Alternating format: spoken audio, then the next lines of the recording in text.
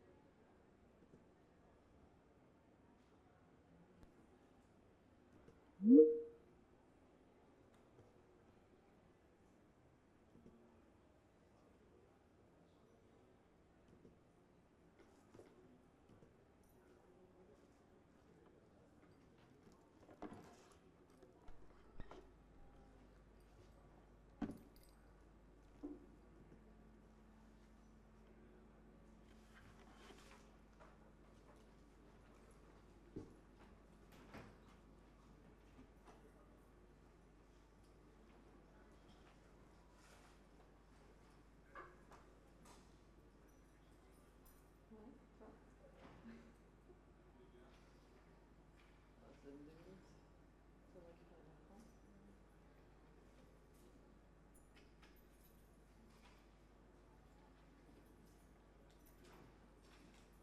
Ça arrive.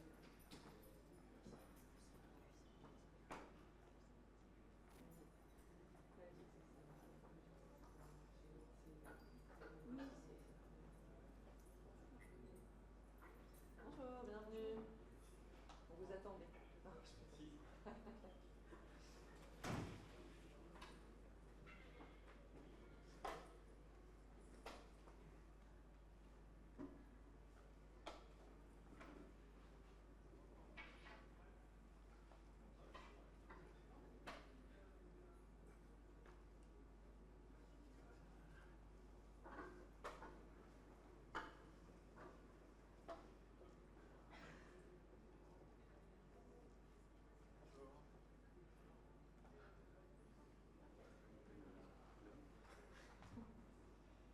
C'était avec Alexandre, c'est ça? Ouais. Ouais. Il est chouette. Ouais, il est chouette. Tu vas bien? Tu vas bien? Ouais, ouais. Ça fait plaisir. Toujours à Aix-Marseille. Bah oui. Bah ouais, je comprends ce que je disais ce matin, t'arrives, ciel bleu. Ouais, c'est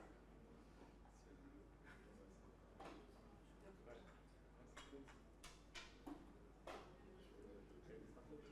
Bah oui, bien sûr, et j'avais à Vivatech, j'ai croisé des associés, je crois.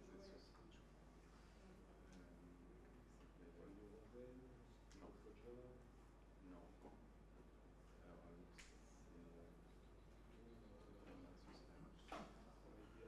pas. Ouais, il m'a parlé de ce genre de software et de vidéo. Ça fait plein d'associés. Non, alors peut-être plus sur les sujets externes. Non, ça fait pas. Messieurs, je vous annonce le début des masterclass et workshops Kedge. Il bossait pas mal avec l'IDFM, merci. Oui, justement, je vois qui c'est parce que je l'ai croisé sur le challenge innovation.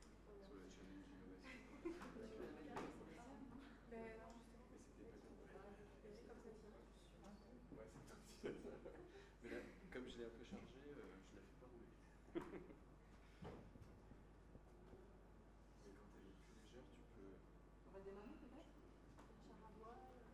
Moins deux.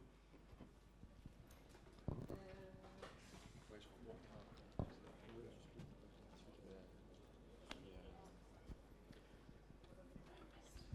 Est-ce que ça marche? Oui, parfait. Hop. Tiens, c'est toi qui vas commencer après. Je vais juste regarder les pieds. Ok, merci.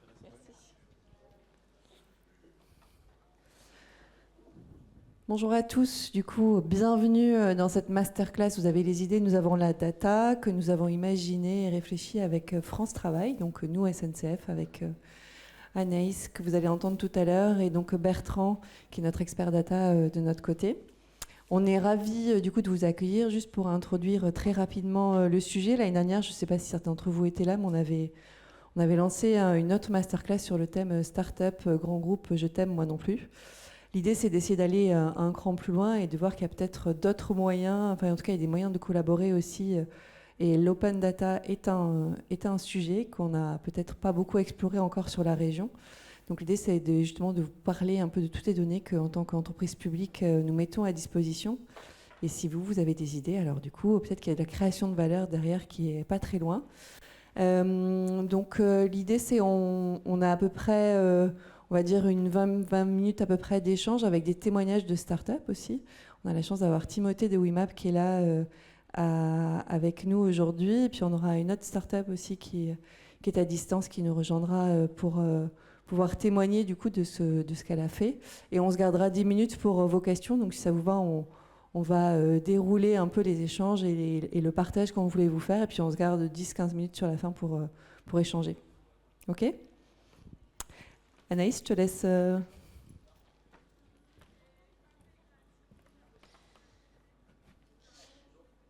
Donc bonjour à tous, moi je suis Anaïs Crouzet, responsable d'un service qui fait de l'innovation à France Travail Provence-Alpes-Côte d'Azur. Et quand on parle d'innovation, les sujets IA, digital, numérique sont jamais très très loin. Et donc du coup, dans mon service, on s'occupe de co-construire des communs numériques pour France Travail.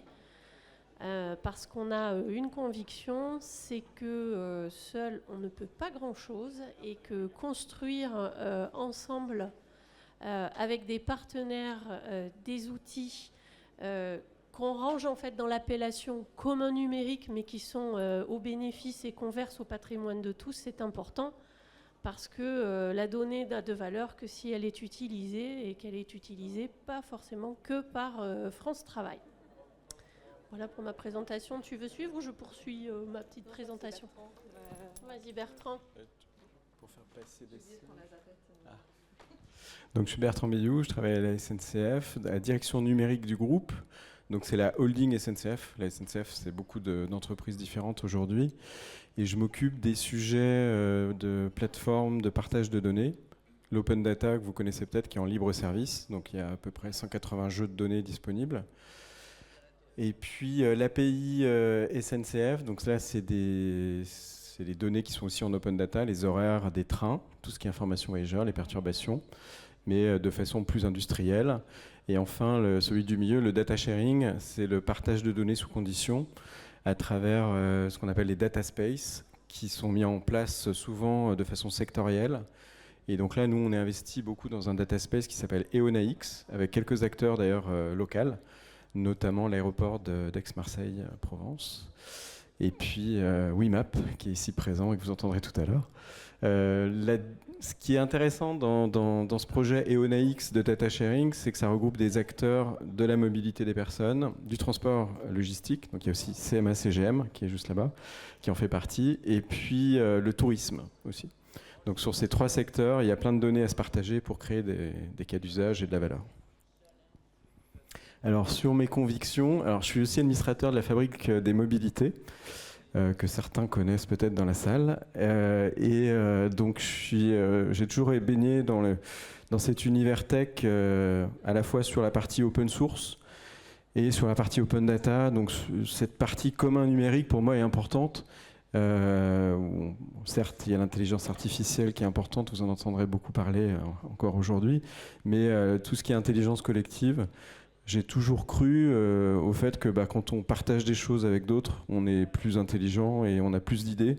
Et que finalement, la richesse, c'est l'humain qu'on va mettre derrière toutes ces ressources. Là, je vais vous parler un peu de technique tout à l'heure, mais s'il n'y a pas d'humain, si on ne prend pas contact avec les réutilisateurs, on perd le bénéfice finalement de ce partage de données, d'idées, de connaissances ou de code. Voilà. Alors l'Open Innovation chez France Travail, vous avez vu tout à l'heure, en fait, on a une plateforme qui est qui est pas assez connue. Je dis ça parce que je connais pas celle non plus, celle du groupe SNCF, qui gagne aussi à être connue, qui s'appelle francetravail.io comme innovation ouverte. dans lequel en fait on met à disposition tous nos jeux et nos catalogues de données. Ces jeux et ces catalogues de données, ce sont des API, elles sont au nombre de 83. Forcément, elles concernent en fait plus des sujets et des objets qui sont dans l'ADN de France Travail, c'est-à-dire des données qui sont relatives à la formation, aux offres d'emploi, au marché de l'emploi, et qui sont toujours contextualisées à la région dans laquelle on les interroge. Et ça aussi, c'est important. C'est à la fois, vous pouvez vous projeter dans des données nationales comme des données régionales. Donc là, je vous ai mis des API du catalogue sur les offres d'emploi, les abonnements aux offres d'emploi. Ce sont celles qui sont les plus utilisées. Et on a quelques API phares qui sont cet abonnement aux offres d'emploi, mais également les données du marché du travail qui sont très, très, très, très interrogées. Donc ici, je vous en ai mis quelques-unes. Je pense que vous en connaissez peut-être. Anotea, elle est très utilisée par les demandeurs d'emploi, mais aussi les organismes de formation, car elle permet en fait d'avoir une notation sur la formation qui est dispensée par un organisme de formation qui est référencé au Carifo-Bref et dans notre catalogue de formation. Donc c'est intéressant parce que ça permet d'avoir le retour des individus, enfin des personnes qui ont suivi ces formations référencées. Bon, les offres d'emploi, j'y reviens pas, mais sachez quand même que, ou je ne vais pas m'y attarder, mais sachez quand même que les offres d'emploi en fait, qui sont recueillies par France Travail, donc on les met en open source et on met aussi à disposition les offres d'emploi que nous agrégeons dans le cadre des partenariats que nous avons avec des grandes plateformes comme Indeed, LinkedIn et plein d'autres plateformes que j'oublie. La bonne boîte aussi, elle est née en fait d'une idée comme souvent. Un collaborateur de France Travail qui nous partageait des difficultés à mettre en relation des demandeurs d'emploi dans des entreprises qui recrutent. À l'époque, il faut se plonger 15 ans en arrière, on n'avait que le Compass pour avoir des annuaires d'entreprise. Je sais que ça fait rigoler, mais c'est comme ça. On n'avait que ça. Et donc, dans ce Compass, on ne connaissait pas quelle était la probabilité pour une entreprise de recruter ou pas. Et en fait, par un algorithme, en utilisant l'intelligence artificielle, il a développé la bonne boîte, c'est-à-dire à partir des déclarations d'embauche, quelles étaient les entreprises qui avaient une probabilité plus importante en fait de recruter. Donc, du coup, ça permet aussi aux demandeurs d'emploi de candidater dans des entreprises qui ont l'habitude de recruter. Voilà, je sais que je suis un peu longue. Et puis les données sur le marché du travail, c'est hyper important, notamment quand on étudie des conjonctures économiques, notamment pour se projeter sur un secteur, et aussi quand on a une entreprise pour savoir si l'offre d'emploi qu'on dépose, elle est au salaire pratiqué dans le marché. Un cas d'usage en fait qu'on partage avec la SNCF qui s'appelle Mon itinéraire emploi, que nous avons testé en Vaucluse. Mon itinéraire emploi, en fait, c'est parti d'un constat toujours très évident, pour nous du moins, c'est que les demandeurs d'emploi, pour se rendre de chez eux à l'entreprise qui recrute, n'ont pas toujours en fait les solutions de mobilité qui correspondent. Et notamment là, en l'occurrence, ce qui nous a intéressés, c'était à la fois les solutions multimodales, parce que y aller en voiture, oui, en train, oui, mais parfois on doit combiner en fait des petits bouts de trajet en Blablacar, enfin, ou d'autres combinaisons possibles. Et donc, pour simplifier cette rencontre entre un demandeur d'emploi qui recherche et une entreprise qui recrute, on a lancé Mon itinéraire emploi avec une start-up qui s'appelle Monkey Factory. Et donc, du coup, j'ai cité en fait Blablacar, mais il y a plein d'autres API et données qu'on va chercher, notamment celle de la SNCF, celle de Zoo, du conseil départemental, mais également des plateformes de location de vélos, de trottinettes, de transports en commun divers et variés. Et donc, du coup, c'est un calcul d'itinéraire qui nous donne aussi des informations sur le temps de trajet, Mais l'arbitrage que peut faire le demandeur d'emploi, il est parfois aussi financier, c'est-à-dire qu'il donne aussi les coûts associés au trajet et les aides dont il peut bénéficier auprès de France Travail, du conseil départemental, des missions locales, de l'État. Veuillez vous diriger vers les masterclass et les workshops Catch. Merci. Restez, hein. Ne partez pas. C'est une blague. Alors, l'Open Innovation à la SNCF, alors, on a voulu, justement, ce qui était intéressant dans cette présentation à deux voix, c'était de parler de mobilité et de recherche d'emploi. Et donc, du coup, j'ai trouvé aussi des cas d'usage que je vais vous présenter après. Tu peux passer au slide suivant. Alors, on a parlé aussi de commun numérique. Je vous ai parlé de la Fabrique des mobilités, qui est un collectif qui regroupe plein d'acteurs de la mobilité, publics, privés, pour créer des communs dont tout le monde a besoin, qui vont être un peu l'infrastructure numérique qu'on va tous utiliser. Alors ça, c'est pas si simple que ça. Il y a d'autres initiatives, j'en ai listé deux. Il y a Tozit, qui regroupe plein d'acteurs, dont France Travail, vous voyez, juste à côté du logo SNCF. Et l'objectif de ces grands acteurs publics et privés, c'est d'utiliser des briques logicielles open source et d'y contribuer pour pas être trop dépendant de certains acteurs et garder un peu une autonomie, on va dire, stratégique. Et l'autre projet, c'est Open Rail. Donc là, c'est plus ferroviaire. Vous voyez, il y a plusieurs entreprises ferroviaires qui en font partie. La Deutsche Bahn, Entur, c'est en Norvège. SBB, c'est en Suisse. ONCF, c'est plus en Europe, là, c'est au Maroc. Infrabel, c'est en Belgique. Et l'UIC, c'est l'Union internationale des chemins de fer. Et Flatland, c'est une association suisse. Voilà.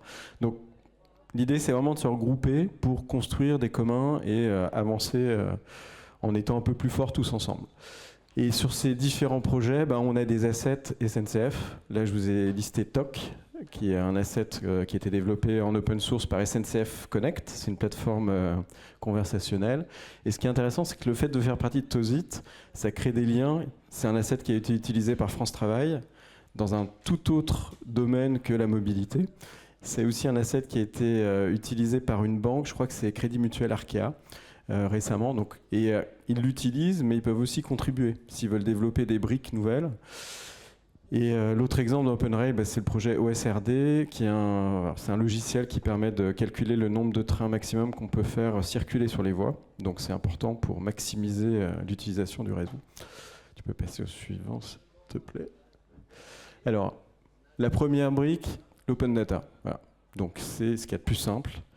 Vous avez une vue sur la homepage SNCF, Open Data, et puis après vous allez naviguer, il y a un moteur de recherche, vous allez taper un mot-clé, vous allez chercher les données qui vous intéressent, la fréquentation des gares, les gares, l'offre TGV Max, si vous voulez avoir des billets de train pas chers et que vous êtes jeune ou personne âgée. Voilà, plein de données, si vous voulez connaître les salaires moyens par métier, par exemple. Il y a aussi des données RH, il y a des données économiques et des données extra-financières aussi.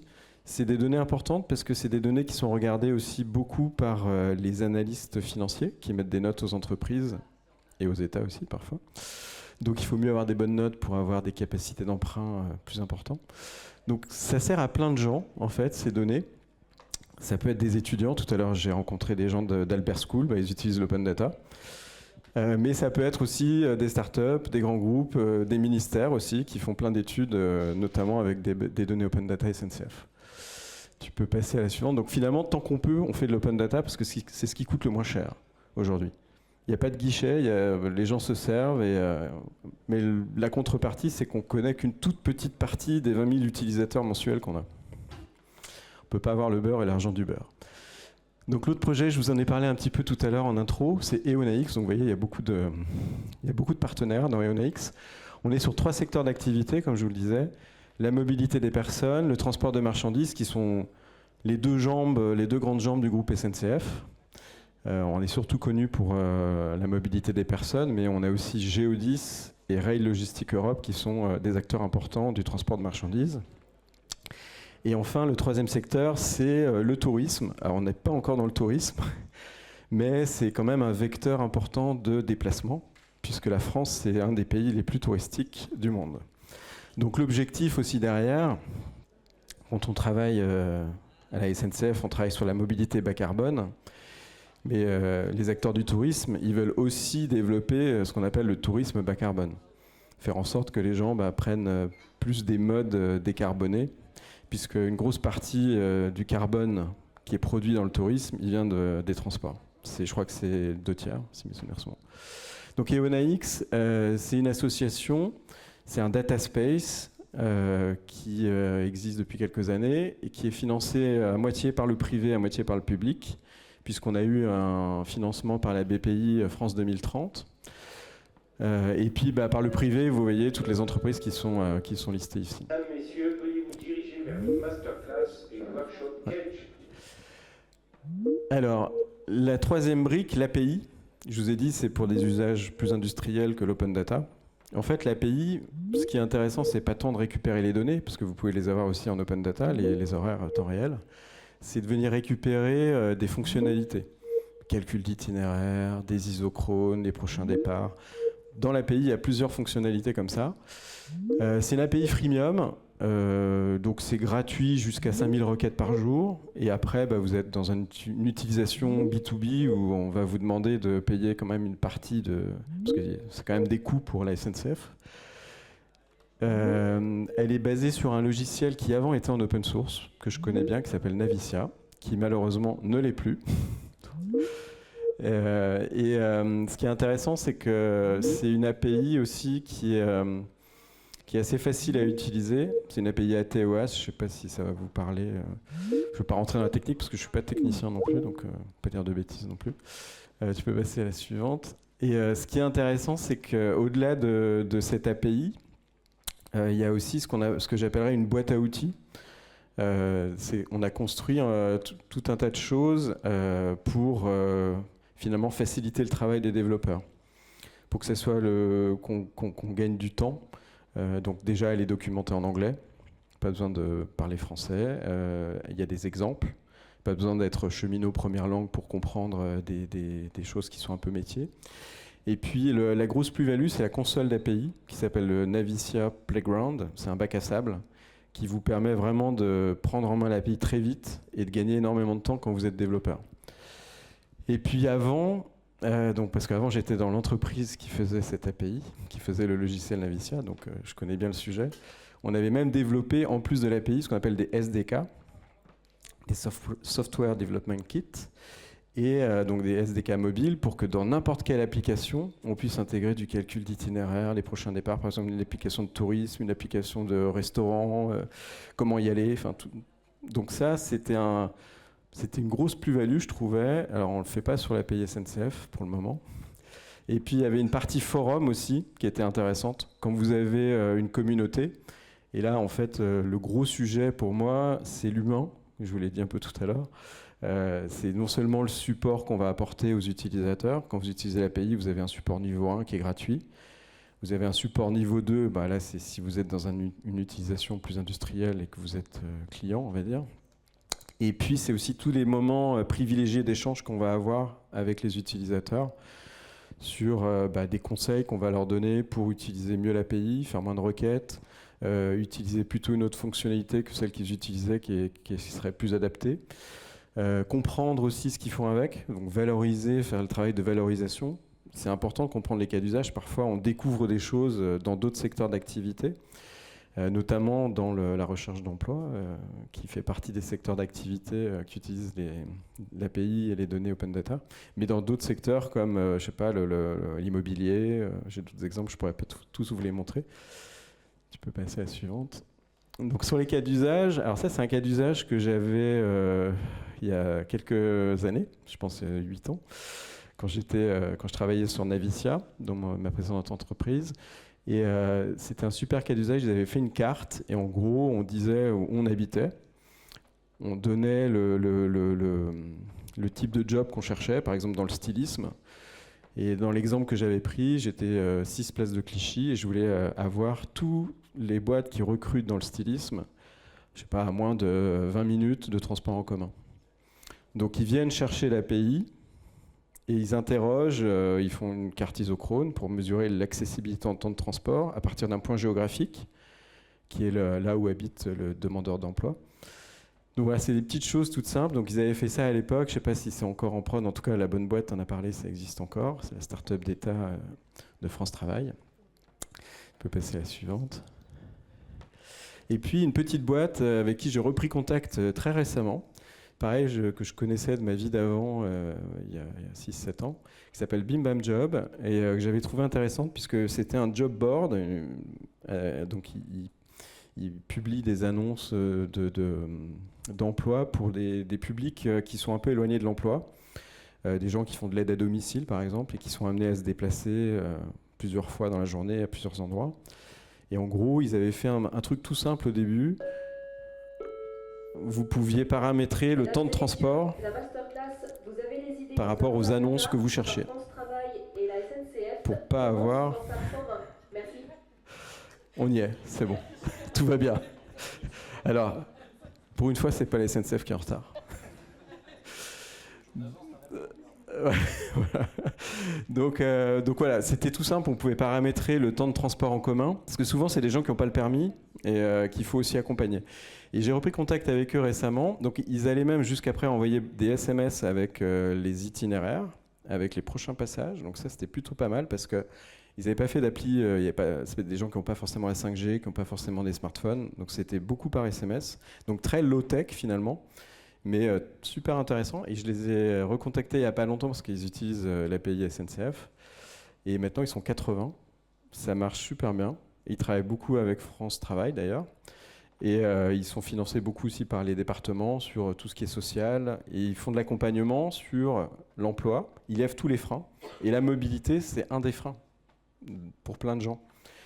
Vous probablement vous savez utiliser une application, vous savez aller prendre le train, mais il y a plein de gens qui ne savent pas en fait. C'est pas donné à tout le monde, donc il y a des gens qui ont besoin d'être aidés là-dessus. Donc ils font ça, ils font aussi de l'aide sur tout ce qui est aide au financement de solutions de mobilité. Et puis tout ce qui est logement aussi. Donc c'est assez complémentaire, logement, travail, mobilité. Ça fait partie des freins à l'emploi qu'il faut lever rapidement pour retrouver un emploi. Et enfin, dernier exemple, alors c'est la mobilité domicile-travail, voilà, quand on va travailler, quand on va au boulot. Donc là c'est un exemple, il y en a plein, d'une start-up qui s'appelle 1 km à pied, et qui aide les entreprises à décarboner cette mobilité domicile-travail. Donc là, par exemple, nous, on a Transilien qui travaille avec eux, et ils utilisent aussi nos données pour... pousser aux salariés des solutions bas carbone, covoiturage, transport public, train, ainsi de suite, vélo. Donc c'est des solutions qui se sont développées grâce aux API, aux données open data. S'il n'y a pas de matière, à un moment donné, c'est compliqué de créer. Je voulais juste rajouter quelque chose en fait sur les communs numériques parce que c'est important d'insister dessus. Lorsque un opérateur comme France Travail met à disposition ces données, je vous le disais, c'était pour produire de la valeur et pour voir un peu comment ces données, les partenaires start-up, éditeurs, organismes de formation s'en emparent pour produire eux-mêmes des applications. Et toutes ces applications dont on vous a parlé, la bonne boîte, Bim Bam Job, notre objectif c'est que il faut les faire connaître et on les référence en fait dans une plateforme qui s'appelle l'Emploi Store, puisqu'en fait toute cette valeur qu'on produit, il faut qu'on la mette à disposition et tous ces fameux communs numériques, il faut qu'ils soient accessibles en fait au bénéfice des demandeurs d'emploi. Et donc la finalité, quand on ouvre nos données, c'est pour que start-up, éditeurs, partenaires s'en emparent, créent un nouveau service qu'on référence en fait sur notre plateforme Emploi Store. Il y a plus de 300 services qui sont référencés et qui sont classés par centre d'intérêt. Je construis un projet professionnel, je cherche à trouver une offre d'emploi, j'ai besoin d'être outillé dans ma recherche d'emploi, je veux chercher un taf à l'international, je veux créer ma boîte et je veux être aidé pour me préparer dans ma recherche d'emploi. Donc nous, la finalité quand même, France Travail, l'ouverture des données, c'est de capter de nouveaux services qui profitent en fait aux demandeurs d'emploi. Voilà pour cette conclusion. D'ailleurs, une des idées que j'ai pioché dans ce que tu as montré, c'est j'ai bien aimé le jeu de données des recherches d'emploi, des annonces en fait. Et la SNCF pourrait mettre en open data, par exemple, toutes les recherches d'emploi qu'elle a, tous les postes en fait. Parce que ça maximise, une fois que c'est en open data et qu'il y a des API derrière, c'est très facile pour n'importe quel site de recherche d'emploi de venir aspirer tout ou partie de ce jeu de données. Si c'est un site qui est spécialisé dans l'IT, bah, ils vont prendre que les postes qui correspondent à l'IT, et ainsi de suite, quoi. Donc, la force de frappe d'Internet, c'est quand même aussi d'augmenter l'audience et la performance aussi de ce qu'on fait, en fait. Et ça, on n'a pas toujours, alors, dans les grandes entreprises, on n'a pas toujours en tête ça, en fait. On pense que tout le monde va venir sur notre site, parce qu'on est une entreprise connue. Mais c'est bien de fonctionner comme ça. Je ne sais pas si vous avez des questions.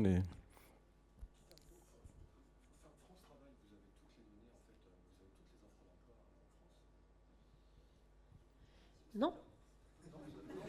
Bah non. Non, il n'est pas obligatoire de déposer une offre d'emploi à France Travail. On a encore le libre arbitre et le libre choix de confier son projet de recrutement à une entreprise intérim, à un cabinet de chasseurs de tête. Et nous, pour les mettre en visibilité, ces offres d'emploi, on tisse des partenariats avec des job boards, spécialisés ou pas, des cabinets de recrutement comme Indeed, aussi LinkedIn, de manière à proposer ces offres d'emploi qui ne sont pas gérées par France Travail en propre, mais de les mettre en visibilité pour qu'elles bénéficient au plus grand nombre en fait. Donc sur le site de France Travail, vous verrez, il y a des offres récoltées par France Travail, mais il y a aussi beaucoup d'offres qui ne sont pas récoltées par France Travail, mais qu'on affiche quand même. Oui, elles se retrouvent en fait dans l'API offre d'emploi.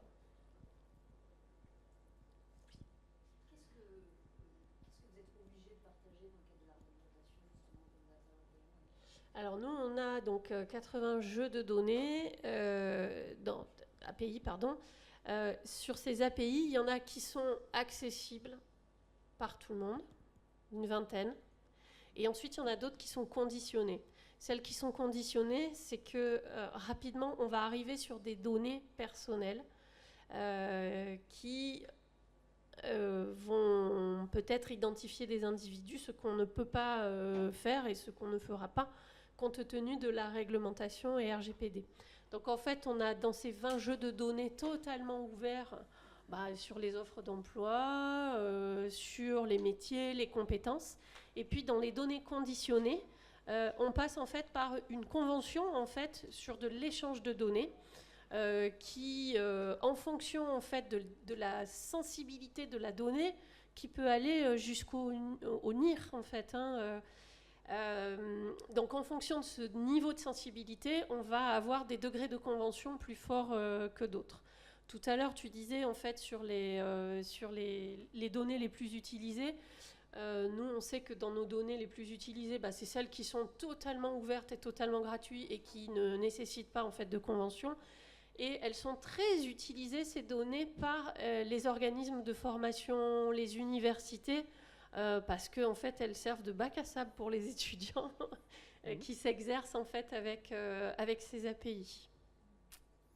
Ouais, il y a beaucoup d'étudiants qui utilisent aussi les API, l'open data, et ça, c'est aussi un truc que perçoivent pas forcément toujours les RH, mais en termes de marque employeur, vous donnez de la matière à des étudiants pour utiliser, rentrer un peu dans le monde de la recherche d'emploi ou dans le monde des trains, du ferroviaire. Et potentiellement, vous leur donnez aussi envie peut-être de postuler à la fin de leurs études ou pendant leurs études s'ils font un stage. Donc ça, c'est aussi important. Moi, je vois beaucoup au mois de septembre, il y a plein d'étudiants qui s'inscrivent avec des adresses hâte et le nom de l'école. Et c'est bien, c'est aussi important d'avoir ce genre d'usage. Question ? Sur EONAX, oui. quel type de données, sur le data sharing, quel type de données serait partagé? Est-ce qu'il y aura du partage de données? Oui. Sur quel modèle économique? Alors, il n'y a pas de modèle économique imposé. C'est plutôt des données sensibles, parce que faire du data sharing, ça coûte quand même de l'argent, vu qu'il faut déjà se parler, aller chercher la donnée, voir comment on l'échange, pour combien, si on le monétise ou pas. On n'est pas forcément obligé de le monétiser. Alors, par exemple, pour les Jeux Olympiques, on a eu un cas d'usage, il fallait gérer les délégations qui arrivaient à l'aéroport et puis qui après repartaient en bus ou prenaient le train pour aller sur certaines manifestations qui étaient en dehors de Paris. Donc on a partagé les données SNCF, Aéroport de Paris, et puis Keolis, Transdev et la Croix-Savac, qui étaient les opérateurs routiers. Donc là, c'était un petit dashboard pour savoir où était chacune des délégations qui arrivaient. Et il y avait forcément aussi le ministère de l'Intérieur, pour des raisons de sécurité, là pour le coup. Là, on l'a partagé pro bono. Personne n'a fait payer. Et alors, pour nous, SNCF, il y avait pas énormément de gares qui étaient concernées par les Jeux Olympiques, donc c'était pas des gros volumes de requêtes. Mais ce qui est intéressant, c'est que le fait d'avoir fait ça avec ADP, à la fin de l'expé, quand les Jeux Olympiques se sont arrêtés, on était censé couper le flux. Ils nous ont dit, nous on veut le garder, parce que finalement on s'est rendu compte que c'était bien de regarder tous les flux, alors qu'avant ils regardaient que l'aérien. Et en fait, tu connais bien le monde du transport, on se connaît d'avant avec Laurent. Il y a beaucoup de silos dans le transport. Et c'est pas si simple d'ouvrir le mindset. Ça commence à se faire. Et à travers EONAX, il y a ces facilités, puisque dans EONAX, il y a Renault, il y a ADP, il y a Air France KLM, il y a la SNCF. Ça fait beaucoup d'acteurs. Et il y a aussi des plus petits acteurs qui sont moins connus. Instant System, par exemple, qui nous a rejoints. Donc, tous ces acteurs, rien qu'au niveau de la mobilité, ça peut aider à ce qu'ils travaillent ensemble, à ce qu'ils aient des cas d'usage et qu'ils se partagent de la donnée. Donc, le cas des Jeux Olympiques, c'était plutôt pro bono, mais in fine, ça a donné des idées à l'aéroport de Marseille-Provence, donc d'utiliser les mêmes données d'arrivée, départ des trains, ce qu'ils ne faisaient pas avant. Prochainement, on va le faire avec l'aéroport de Nice. Donc, petit à petit, un jour, on aura tous les aéroports. Et c'est vraiment. Mais c'est pour. Ce qui est intéressant dans EONAS, c'est que c'est comme un caravansérail un peu. Vous avez plein de gens qui arrivent, qui se parlent, et donc il y a des opportunités. Vous êtes là pour les saisir en fait. Et après sur l'histoire du modèle économique, effectivement, il faut pas se dire que quand il y a qu'une partie qui profite d'un partage de données, c'est pas voué à durer longtemps. Il peut y avoir il peut y avoir des gens motivés au début pour le faire, pour plein de bonnes raisons d'ailleurs, hein, pas que financières. Mais dans la durée, il y aura toujours quelqu'un à un moment donné qui va dire « Attendez, là ça nous prend du temps, qu'est-ce que ça nous rapporte ? Ah, rien, bon on arrête. » Donc en fait, il faut toujours quand même réfléchir à une réciprocité qui n'est pas forcément financière.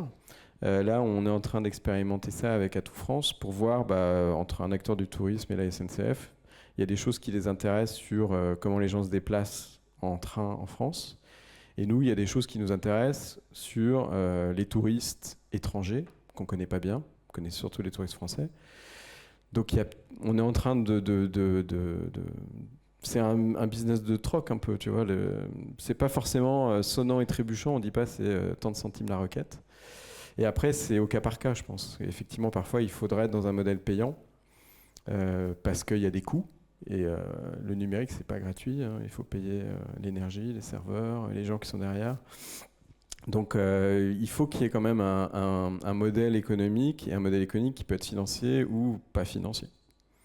Mais il faut qu'il y ait une réciprocité, en tout cas, entre les parties.